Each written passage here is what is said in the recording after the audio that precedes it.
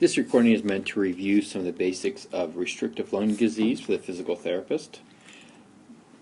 Earlier you learned about the different classifications of lung disease. We have obstructive lung disease, which is a problem with flow, but restrictive lung disease, it's a problem with volume. And there's two different ways we can think about problems with volume. One can be there's a restriction internally in the lungs, and the other is there's some outside force restricting air getting into the lungs. In theory, there's no flow rate problems, that the rate of flow going in and out of the lungs should be just fine. In actuality, like we mentioned before, lung diseases cross over a little bit. So there's primarily restrictive lung disease, but likely there's also some obstruction going on. But we're going to talk about the primary restrictive lung diseases right now at this point. So we think about the causes I just mentioned. Some of those, the big one internally, think about an internal cause, some sort of fibrosis or stiffening of the alveoli, the interstitium, something in the lung tissue themselves that's a problem. So usually an inflammatory process, an exposure to some irritant, whether it's radiation, different chemicals, have caused a fibrosis or stiffening of the lungs. These here tend to be things happening outside the lungs. So the muscles themselves become stiff. There's spinal joints that become stiff. The cartilage builds up. The collagen, the connective tissue, causes stiffness, preventing the lungs from expanding. A kyphoscoliosis is someone's bent to one side and crunched over. That one part of their lungs is that one side of their chest wall. That one lung is going to have a hard time expanding. And obesity is a form of restrictive lung disease, depending on where the person is carrying their weight and how much pressure the adipose tissue puts on the lungs.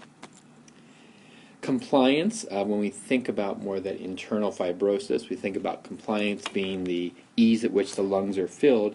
In a patient who has that fibrosis or restrictive disease, decreased compliance or increased stiffness, that inverse relationship between compliance and stiffness. So what that means, it takes more effort to take a deep breath in. So it's typical to see these patients take rapid breaths, but smaller breaths. So they're going to breathe more often in a smaller volume because that's easier for them. Whereas for you and I, the more efficient thing to do is take deeper breaths and keep the number of breaths per minute. They're going to increase their rate of breathing as opposed to their volume of breathing because it's easier to get more breaths in at that smaller volume. And what we're going to find with these patients, their body, their brains, their neurosystem balances the best work ratio to the energy cost. So again, they're going to be breathing at a higher respiratory rate with a lower tidal volume to maximize the energy that it takes to breathe. They will be pulling in those accessory muscles, and they're going to have fatigue. Those muscles are going to fatigue because of the work that they're doing.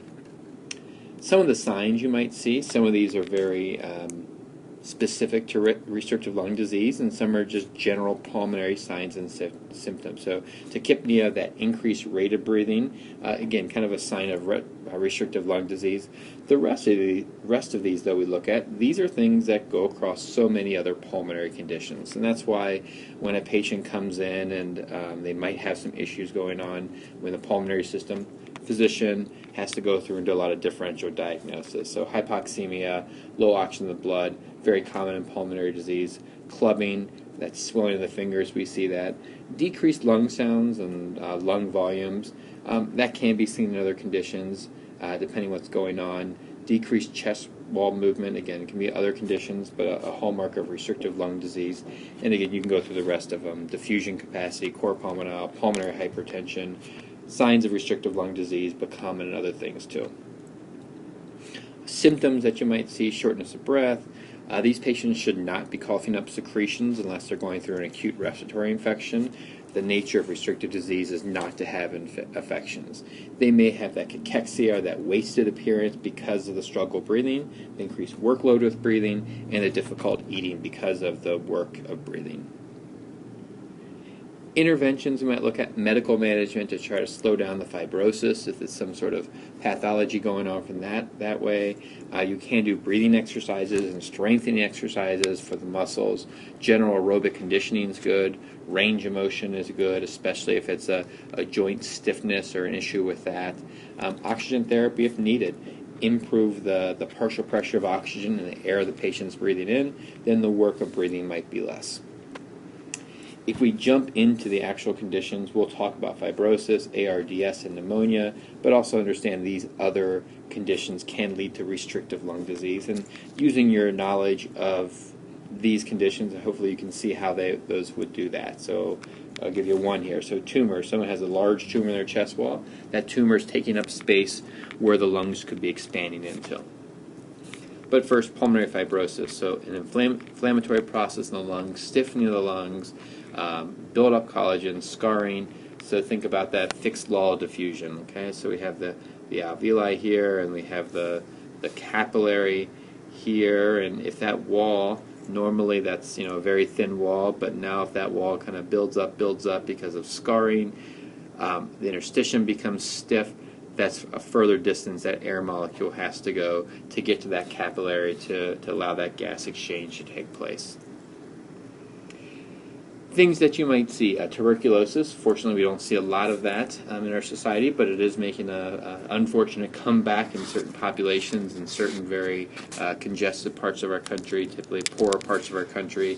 ARDS, we'll talk about in a minute.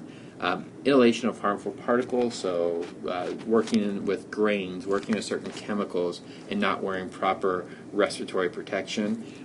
Patients who have radiation treatment for different types of cancers. This is a risk factor or a risk that goes along with receiving those treatments, as they may have pulmonary symptoms because of it.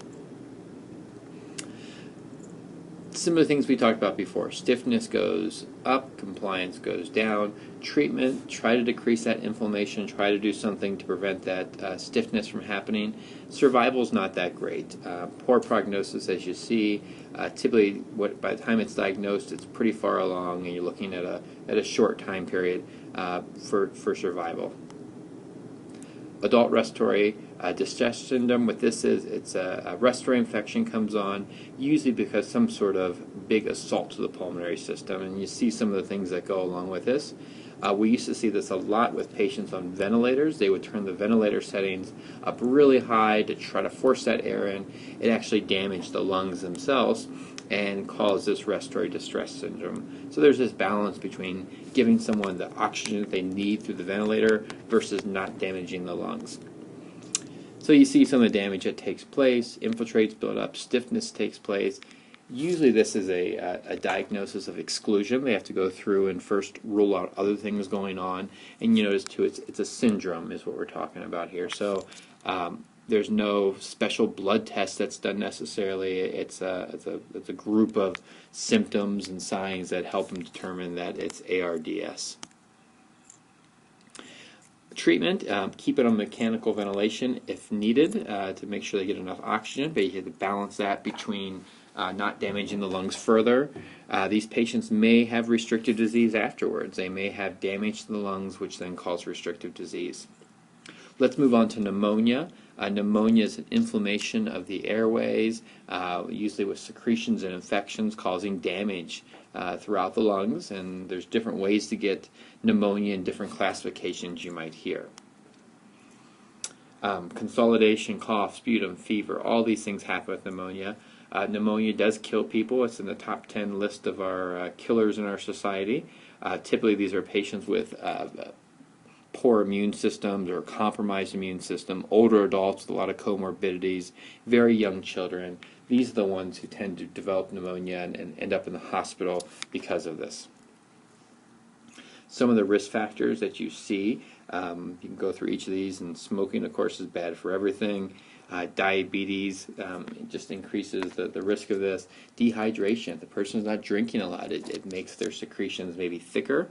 Malnutrition, not having a good intake of vitamins, minerals, increases your risk for getting sick. Immune deficiency we talked about. Another one to talk about is a cough. So if I have a poor cough or impaired cough, those secretions are just sitting down in my airways, and I can't get those secretions out as easily, and it creates a perfect breeding ground for infection. Treatment, antibiotics, fluid, rest, of course, just work through it until you get the symptoms under control. But the big thing is prevention. So getting a pneumonia shot for patients who are in certain risk populations, hand washing by the patient, but also the care providers. Mobilization, just getting the patient up and out of bed. One of the worst things you can do is put a patient in bed and lay them in supine for extended periods of time. If the patient has to be bedbound, trying to keep the head of the bed up at least to a 30-degree angle to prevent those secretions from pooling, in their lungs. If they're up like this, at least the lungs are like this, as opposed to if they're laying down flat, the lungs are just down like this, and you have all those secretions down in here, creating a good breeding ground for infection. Whereas if you're here, the secretions are just in that that other dependent area, and actually sitting up is better breathing and better gas exchange too. So that's a review of restrictive lung diseases. If you work in the acute care setting or the rehab setting, you're going to see patients who've had these sort of things. If you work in the nursing home setting, you're going to interact with patients who've had pneumonia or higher risk for having very serious effects of pneumonia and the impact of that, and especially if you work in the pediatric population and you might be working with children with immune system issues. Pneumonia is a very, very serious thing, and these restrictive diseases can have a big impact on people's lives.